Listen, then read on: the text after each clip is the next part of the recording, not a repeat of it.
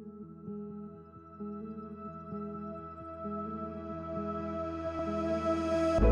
am really, really scared about all the talk that's going on right now. I mean, this seems like what was happening in Germany before the Nazis. This is the first time that I felt like there were like politicians, speaking out and saying, you should have hurt this person who's my friend. And that's really frightening for me.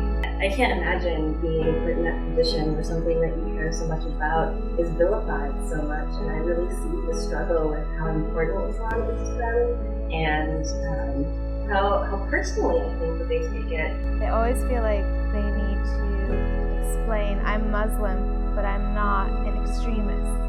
And I feel a bit heartbroken that they feel like they need to say that. I know that the stereotype that they're putting out there isn't true. I understand that not all Christians, want to kill lesbians and gays and people who have abortions, and I know that that's a segment of the population. Cops, another group, and I know that not all cops are out there, killing black people. Whether they're acts of terrorism or violence, I don't think of that as related to Muslims.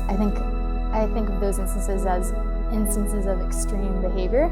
Judging the vast majority of Muslims by a few people is, analogous to judging the vast majority of Orthodox Christians by, Milosevic. I think when people look at it and only see the fundamentalist aspect, they're missing the majority of the religion. This is something that is a religion of love, a religion of family. The more that I've gotten to know the Muslim community, the more diverse I realize it is. Like, I have Muslim friends that are white converts or African American, or like friends that came from Egypt, or friends from all over. I feel more connected to God or something very divine when I'm with them. As a clergy person myself, I have a very rich prayer life, a very rich devotional life. But when I see the devotion of my Muslim friends, I still think, can I find a way to make my prayer life deeper and richer? Well, I really love that, now I've learned a fair amount of it all, and that Jesus is important and Mary is important, especially Mary. God, I love you, Mary. And so that's a shared connection to us. It all comes down to compassion and social justice, which is the core of my faith, which is the core of your faith. They're just normal Americans, just like the rest of us. These are very normal relationships. Like, this is not new. It's not something. It's not like we met on a yeah, like speaking diverse friendship. Want to meet at a coffee shop and talk about our diversity. Yeah. Like, yo, dude, like, want to hang out? Exactly. Like, oh, no, you like this? You like basketball? I like basketball. You school me in basketball. I think really what you need to do is you need to meet a Muslim. You need to get to know your Muslim neighbors. You know people when you understand really what motivates them and you see what's important to them in their life.